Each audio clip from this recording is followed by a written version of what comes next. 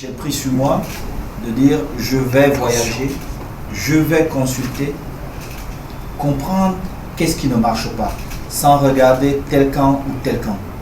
Le plus important pour moi, c'est d'amener tout le monde autour d'une table pour le bonheur de notre football.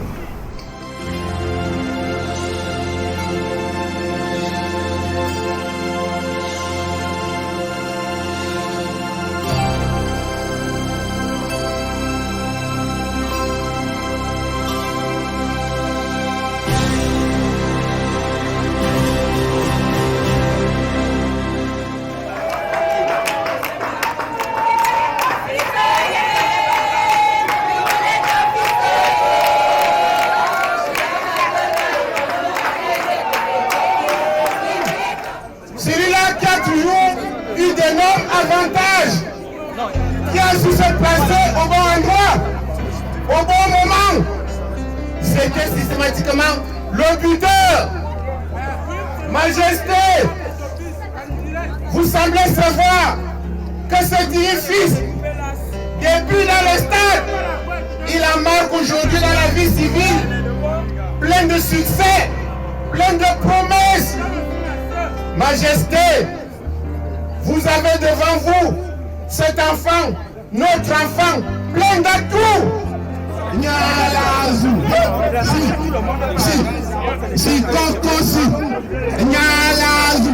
Vous connaissez tous, quelqu'un me disait hier, on te tutoie parce qu'on croit qu'on vit tous les jours avec toi.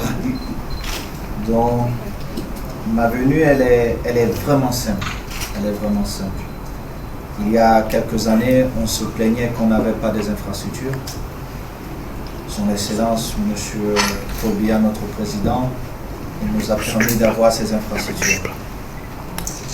Mais aujourd'hui, il y a beaucoup d'opinions, je vais dire. Et le football en lui-même, c'est une opinion. Dans une équipe de 23 joueurs, l'entraîneur a souvent des difficultés même quand il aligne 11, parce qu'il y a 12 qui ne sont pas contents. Et même ceux qui sont dans les 11 entrants, ils ont d'autres opinions, parce que quand j'ai le ballon, je suis maître, je choisis à qui passer mon ballon. J'étais à l'extrême nord, j'ai aussi eu l'immense plaisir de passer une journée avec le BIR, et je n'étais jamais allé dans une base, et je suis sorti de là avec une forte émotion. J'ai vu des jeunes garçons qui mettaient leur vie en danger pour que nous puissions dormir en paix. Des enfants que nous critiquons souvent, je me suis dit c'est pas possible. J'ai dit c'est pas possible. Ça m'a donné beaucoup plus de force pour que peu importe les opinions qu'on peut avoir, le plus important c'est qu'on se mette ensemble pour marquer le but. On a des infrastructures que son Excellence, Monsieur le Président de la République, Paul Biya, nous a données dans certaines villes. Mais pourquoi on ne peut pas nous-mêmes, parce que ce n'est pas l'argent qui sort de nos poches, c'est l'argent qui est déjà à la FIFA. Il faut juste qu'on aime un peu plus notre pays, qu'on arrête un peu ces guéguerres et qu'on travaille. Et dire, chaque année, nous allons mettre 4, 5, 6 stades dans une région, dans telle région, et que nos enfants jouent.